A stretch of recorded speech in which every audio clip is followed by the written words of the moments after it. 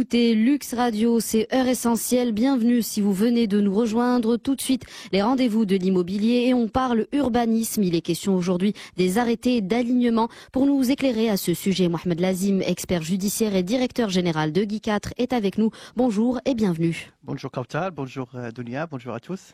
Alors, on avait déjà parlé la semaine dernière foncier et de sa complexité. On parle donc aujourd'hui urbanisme qu'on a déjà abordé à plusieurs reprises, notamment avec le schéma directeur d'aménagement urbain, le SDO, le plan d'aménagement. Et aujourd'hui, donc, on va s'intéresser plus particulièrement à ce qu'on appelle l'arrêté d'alignement. Alors, Mohamed Lazim, qu'est-ce que c'est au juste ?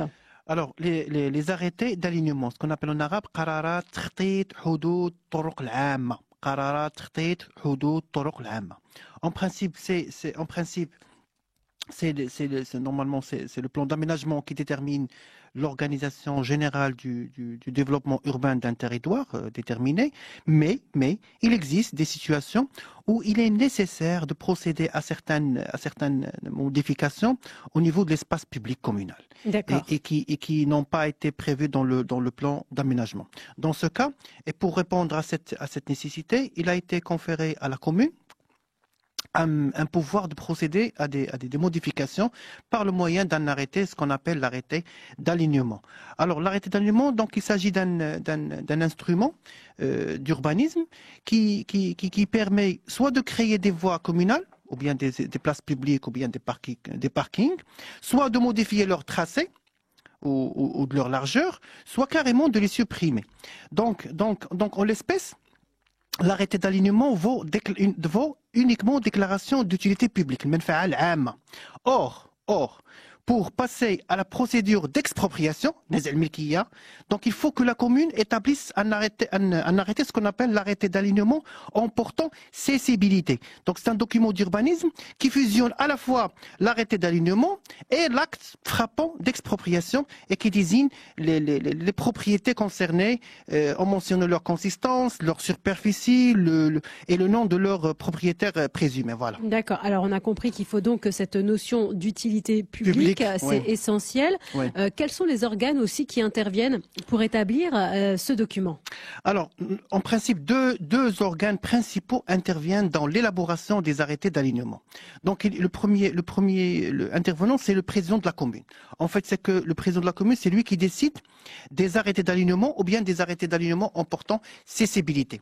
Le deuxième intervenant, c'est l'agence urbaine. Donc, l'agence urbaine, c'est elle qui vérifie, bien sûr, la conformité du projet d'arrêter avec les prescriptions urbanistiques du schéma directeur d'aménagement urbain ou du plan d'aménagement ou éventuellement du plan de développement. Voilà. Alors, dans le cas d'élaboration des arrêtés d'alignement, quelle est la procédure ? Alors, l'établissement des arrêtés d'alignement doit passer par l'agence urbaine, bien sûr pour faire l'objet par la suite d'une enquête publique et se termine par la publication au bulletin officiel. Je m'explique. Alors, on a dit que la première étape, c'est l'agence urbaine. En fait, c'est que tous les arrêtés d'alignement ainsi que les arrêtés d'alignement en portant cessibilité. Alors ici, les arrêtés d'alignement en portant cessibilité, on l'appelle en arabe قرارات تخطيط الطرق العامة المعينة فيها الأراضي المراد نزع ملكيتها. Donc c'est à travers cet arrêté d'alignement qu'on peut passer à l'expropriation. Donc je reviens à la procédure. Donc, on a dit que la première étape, c'est l'avis de l'agence urbaine. En fait, comme je viens de dire, c'est que les arrêtés d'alignement ainsi que les arrêtés d'alignement en portant cessibilité doivent recueillir les visas de l'agence urbaine. C'est très important, tel que prévu par la législation en vigueur. Et cela préalablement à l'ouverture de l'enquête publique. La deuxième étape, c'est l'enquête publique. Donc, en fait, c'est que le projet d'arrêté d'alignement fait l'objet d'une enquête publique qui est soumise aux mêmes formalités que le plan d'aménagement.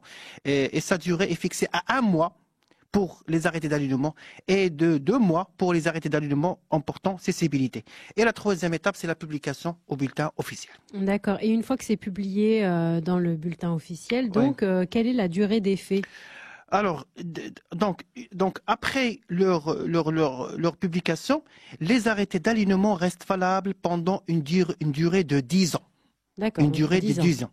Et cette durée est ramenée à 2 ans À 2 ans, dans le cas des arrêtés d'alignement emportant cessibilité. Oui, puisque dans ce deuxième effet, il y a quand même une notion, on va dire, d'urgence. D'urgence, exactement. Que ce soit fait dans l'immédiat. Exactement. Il n'y a pas de raison de rester 10 ans. Donc, puisque emportant cessibilité, c'est pour passer à l'action, pour passer à l'expropriation. D'accord.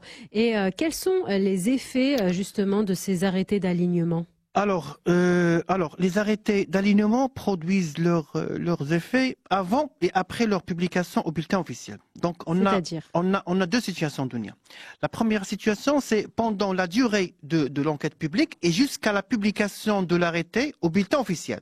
Dans cette situation, aucune autorisation de construire ne pourra être accordée sur les terrains frappés par les arrêtés d'alignement ou bien par les arrêtés d'alignement. Tout est en stand-by. Exactement.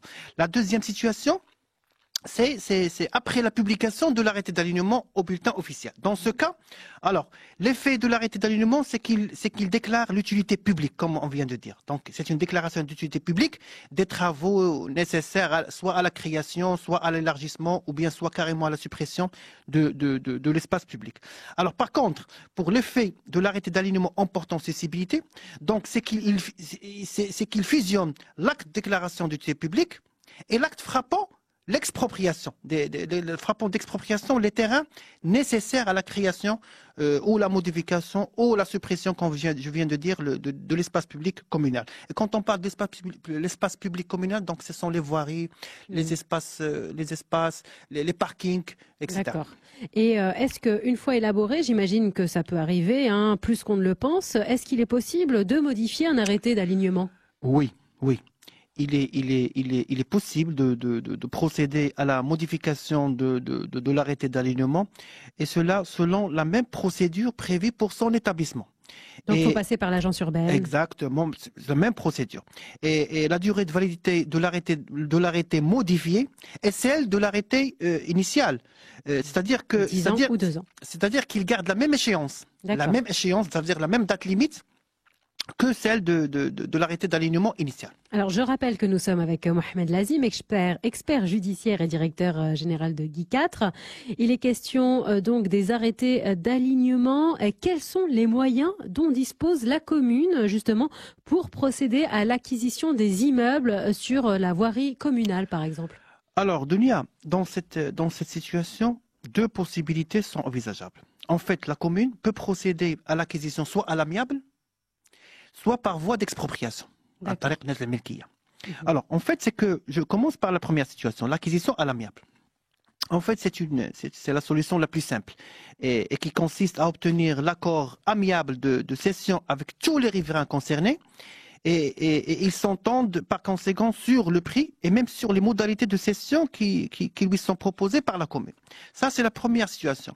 La deuxième situation, c'est l'expropriation. Si les intervenants n'ont pas trouvé un accord à l'amiable, la commune, elle est obligée de passer par l'expropriation. Donc, en fait, c'est ce qu'on a vu dans une émission précédente concernant l'expropriation.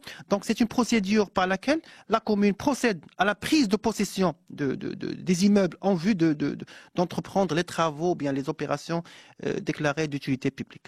Et donc, quand ça ne se passe pas bien, donc en cas d'expropriation, est-ce que le propriétaire de l'immeuble a droit à une indemnisation ? En principe, ça c'est très important. En principe. C'est-à-dire que dans la réalité, c'est peut-être un peu différent. Un petit peu. Je vais expliquer. Alors, en principe, le propriétaire, c'est très important. Je précise. En principe, le propriétaire de toute parcelle mitoyenne de la voirie communale projetée, c'est-à-dire la voirie objet de l'arrêté d'alignement, est tenu de contribuer gratuitement à la création de cette voirie. Faudra expliquer comment, c'est-à-dire contribuer, c'est-à-dire gratuitement à la création de cette voirie à hauteur de la valeur d'une partie de son terrain. Et cette partie de son terrain, elle est équivalente à un rectangle d'une largeur de 10 mètres et d'une longueur égale à la longueur de la façade qui donne sur la voirie. Ça veut dire qu'il doit participer par un rectangle, la largeur c'est 10 mètres et la longueur c'est la longueur de la façade qui donne sur la voirie. Ça, toute personne qui est frappée par l'arrêté d'alignement, il doit contribuer gratuitement par cette... Donc en fait, il fait don d'une partie de son terrain. Exactement. Et cette contribution ne doit pas dépasser la valeur du quart du terrain. Ça veut dire que si cette contribution dépasse le quart de son terrain, ben, le maximum, c'est le quart du terrain. Par contre, en cas de dépassement de cette valeur, il faut distinguer s'il s'agit d'une acquisition à l'amiable ou par voie d'expropriation. En fait, c'est qu'en cas d'acquisition à l'amiable, la commune et le propriétaire de l'immeuble, comme on vient de dire, ils se mettent d'accord sur le prix. Voilà, par contre, en cas d'acquisition par expropriation, ben, la commune doit indemniser, bien sûr indemniser en cas de dépassement de cette contribution. Et qui fixe le prix dans ce cas-là? Ah, exactement. Donc, indemniser le propriétaire et le montant de cette indemnisation est déterminé selon la valeur de l'immeuble au jour de la décision qui prononce l'expropriation. C'est une commission. C'est une commission qui détermine la valeur de l'indemnité. Bien sûr, toute personne, il peut contester cette valeur par voie judiciaire. Un propriétaire peut se sentir lésé dans ce cas-là? Bien sûr, il peut se sentir lésé. Et s'ils sont lésés, ben, il a le droit de procéder, de déposer une plainte et de faire l'appel. Donc, bien sûr, comme je viens de dire, c'est que l'indemnité, correspond à la valeur de l'immeuble au jour de la décision qui prononce l'expropriation, bien sûr, sans dépasser la valeur de l'immeuble au jour de la publication de l'arrêté d'alignement en portant cessibilité. D'accord. Alors finalement, quel est l'intérêt de ces arrêtés d'alignement? Alors, donc l'arrêté d'alignement vise principalement l'intérêt général. D'accord. Utilité publique. Utilité publique. Donc l'arrêt d'alignement, il a pour objet principal de permettre le redressement, l'élargissement, le rétrécissement, la création d'une voie publique. Pour faciliter les accès des citoyens. Voilà. D'accord. Ok. Alors on connaît votre franc-parler, Mohamed Lazim. Dernière question. Quels en sont les inconvénients? J'imagine qu'il y en a. Oui.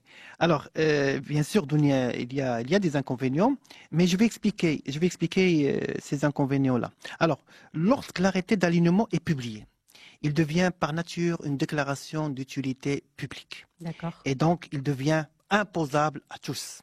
Okay. Par conséquent, l'exécution des arrêtés d'alignement peut causer des dommages qui apparaissent sur plusieurs niveaux.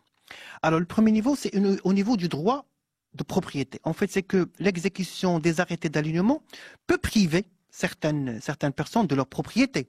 On l'a compris, oui. Puisque ces arrêtés manifestent une utilité publique et deviennent par conséquent imposables à tous. Le deuxième niveau, c'est au niveau des indemnités.